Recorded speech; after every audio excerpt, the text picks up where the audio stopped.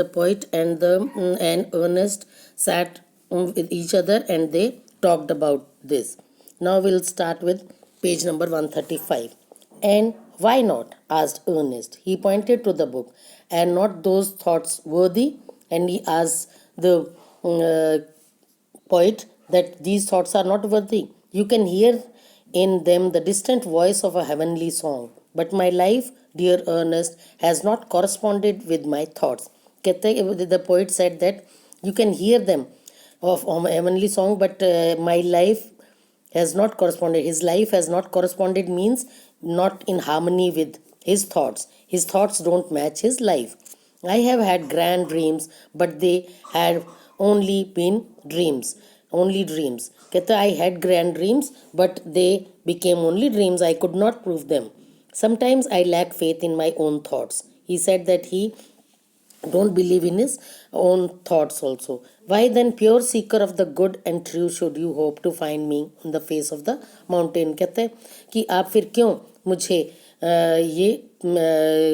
why do you think I am the face of the mountain? I resemble that mountain face.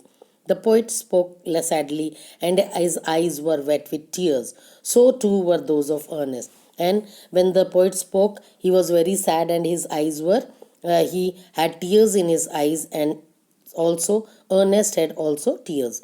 At the hour of sunset, during the sunset time, as had long been his custom, Ernest was to speak to a group of neighbors in the open air. Custom means as it was his habit.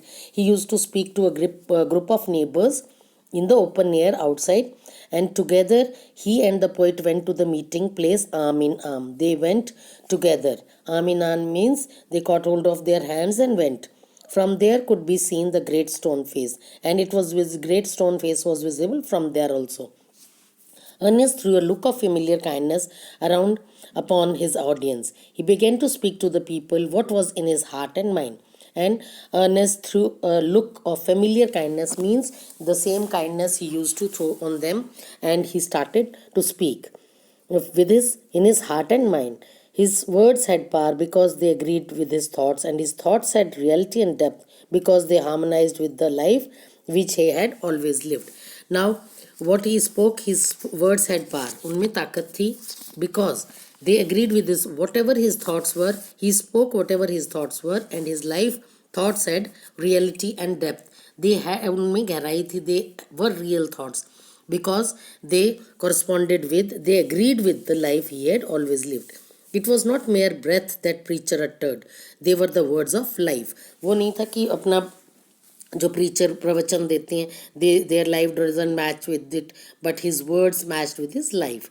A life of good deeds and selfless love was melted into them. And good deeds means अच्छे काम. Selfless love without any selfishness melted into them. They were in them. The poet, as he listened, felt that the life and character of Ernest were a nobler strain of poetry than he had ever written. Or the poet, as he listened, he was listening to the to the speech of what he spoke, what Ernest spoke with the people, and he felt that life and was there in the poetry he had written. His eyes filled with tears, and he said to himself that never was there so worthy a sage as that mild, sweet, thoughtful face with the glory of white hair diffused about it. कहता है कि उसके eyes, the poet's eyes filled with tears, and he said to himself, he talked to himself and said that there is no worthy, वैसा कोई भी sage, wise man नहीं मिला इस जैसा जो कि mild, sweet, so thoughtful face है, and diffused means spread all around, and with white hair, diffused all around means his white hair were all around his face. At a distance, but clearly to be seen, high up in the golden light of the setting sun, appeared the great stone face with white mist around it, like the white hairs around the brow of Ernest. और distance पे उसने देखा, clearly could be seen कि golden light of the setting sun. When the sun sets, the golden, you must have observed the sun setting. There is orangish and golden light everywhere, and it appeared on the great stone face, and with white mists around it, white dhund si white si like the white hair. At that moment Ernest's face took on an expression so grand that the poet was moved to throw his arms and shout, "Behold, behold!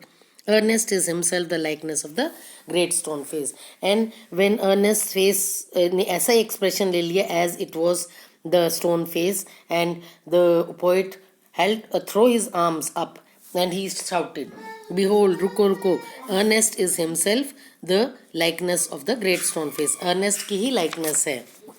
Then all the people looked and saw what that what the poet said was true, and all the people looked at him and said that what the poet is saying is true. The prophecy was fulfilled.